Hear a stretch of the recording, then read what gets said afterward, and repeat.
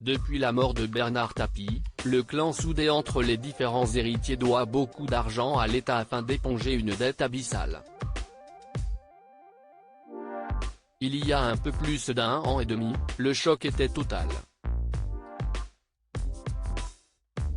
Bernard Tapie, entrepreneur, homme d'affaires, patron de club, mourait d'un cancer après plusieurs années de lutte.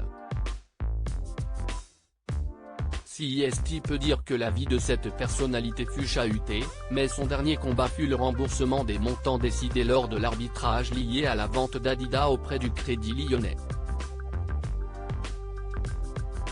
Du jour au lendemain, Bernard Tapie avait ainsi été obligé de rembourser plus de 400 millions d'euros, sans compter les intérêts.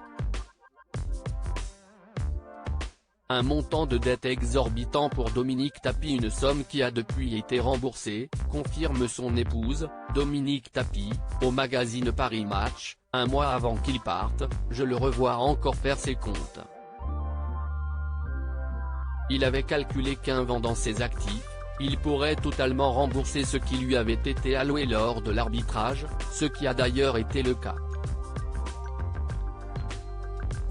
Elle révèle même que le consortium de réalisation chargé de gérer le passif du Crédit Lyonnais, le CDR, fut bénéficiaire grâce à la vente des actifs.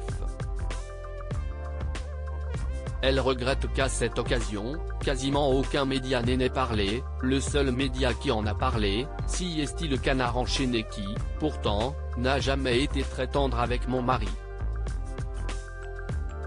Mais les sommes du restent encore très importantes pour les héritiers de Bernard Tapie, puisqu'il faut également rembourser les intérêts, qui s'élèvent à ce jour à 642 millions d'euros. Comment pouvions-nous imaginer une chose pareille ? Nous n'avions pas de contrat de mariage, nous étions donc d'office placés sous le régime de la communauté. Bernard Tapie était patriote, français jusqu'au bout des ongles de fait, ce statut l'oblige donc à rembourser les dettes de celui qui fut son mari. Quand on a gagné l'arbitrage en 2013, je lui ai dit que, après ces années de galère, il faudrait qu'on fasse un contrat de séparation des biens, car j'avais moi aussi été mise en liquidation. Et il l'a fait. J'ai même été obligé de vendre un appartement que j'avais reçu en héritage de ma grand-mère. Dominique Tapie balaye également les rumeurs l'accusant d'avoir de l'argent caché. Absolument tout ce que possédait Bernard était en France. Je lui avais suggéré, à un moment, que nous partions vivre ailleurs. Cela a été hors de question. Il était très patriote, français jusqu'au bout des ongles. À lire aussi c'est bon, t'inquiète, je vais m'occuper du reste.